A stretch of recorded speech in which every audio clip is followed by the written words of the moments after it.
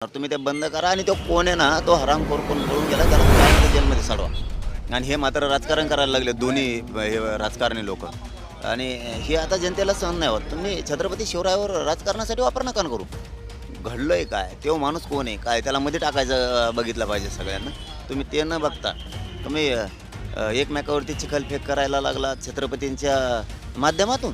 जर असं काय घडलं ना त्याला आयुष्यभर जेलमध्ये सोडलं पाहिजे. 5 दिवस मध्ये गेला 6व्या दिवशी घरी आला हे नसलं पाहिजे. सरकारचा इतका बारीक वाच महापुरुषांच्या स्मारकाबद्दल राज्यात असला पाहिजे, देशात पण असला पाहिजे. फक्त याच्यात राजकारण कोणी करू नये. कोणी काय शंका उपस्थित केल्या म्हणून त्याच ग्राही धरून न धराऐवजी त्याच्यावरती काम करू. ते शोधलं पाहिजे सत्य नेमकं काय. आणि पळून जातो कसं काय, कोण कॉन्ट्रॅक्टर आहे, कोणी नेता घेता असं एखाद्यामध्ये कोणी तातडीनं करून घेतलंय का, काय कोणत्या नेत्यानं तातडीनं होऊन घेतलं नाही स्मारक तरी त्याचं नाव येत आहे जाणून बुजून, असंही शोधलं पाहिजे. परंतु ज्याला नुसती खायचीच सवय लागली, दर्जेदार काम करायचं नाही, तो काय जेलमध्ये चढला पाहिजे. महाराष्ट्र बघतोय तुम्ही राजकारण करायला दोघंही विरोधी पहिला सत्ताधारी. महाराष्ट्र बघतोय, तुम्हाला वाटत असेल तुम्ही लई शान आहे, तुम्ही एकमेकावर चिखलफेक करताय, आरडाओरडा करताय. छत्रपतींच्या जीवावरती कोणीही राजकारण करू नका. नसता जनता तुमचा कार्यक्रम लावणार आहे, आता सोडणार नाही, कारण तुम्ही उघडे पडायला. आज मनोज जरांगे पाटील हे अंतरवाली सराटीतून मालवणच्या राजकोट किल्ल्याकडे निघाले आहेत. त्यांनी मीडियांशी संवाद साधताना सत्ताधारी आणि विरोधकांना चांगलंच धुतलेलं आहे. छत्रपती शिवाजी महाराज हे देशाचे दैवत आहेत.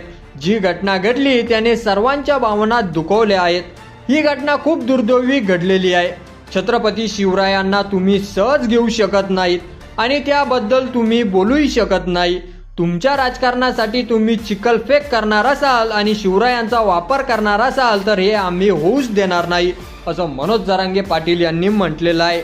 आणि हो, तुम्ही शिवाजी महाराजावर राजकारण करू नये हे माझं पहिलं म्हणणं आहे. विरोधी पक्ष असो की सत्ताधारी असो, तुम्ही महाराजावर राजकारण करू नका.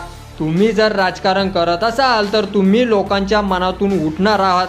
तुम्ही जर छत्रपती शिवरायांच्या विषयावर राजकारण करत असाल तर लोक तुमच्या विरोधात तुम्ही महापुरुषांच्या नादी लागूच नका.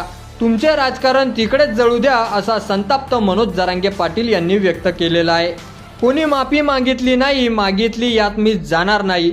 मी पहिल्या दिवशी राजकारण केलं नाही आणि कुठल्याही महापुरुषांच्या बाबतीत मला राजकारण करायचे नाही आणि त्यांनीही राजकारण करू नये. आरोपीला त्याच दिवशी अटक करायला हवी होती. तुम्ही आरोपींशी राजकीय हित संबंध ठेवू नये, असं सांगतानाच आता एक सुरक्षित कायदा होणे गरजेचं आहे. यापुढे कोणत्याही महापुरुषांच्या बाबत असा प्रकार झाला तर त्याला जामीनच देऊ नये, तो कायमचा तुरुंगात चढला पाहिजे, हे करणे आवश्यक आहे, असंही त्यांनी सांगितलेलं आहे.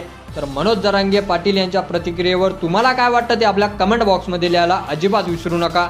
आणि असेच नवीन व्हिडिओ पाहत राहण्यासाठी आपल्या चॅनलवर जर नवीन असाल तर चॅनलला सबस्क्राईब करा आणि व्हिडिओ जर आवडला असेल तर जास्तीत जास्त शेअर करा.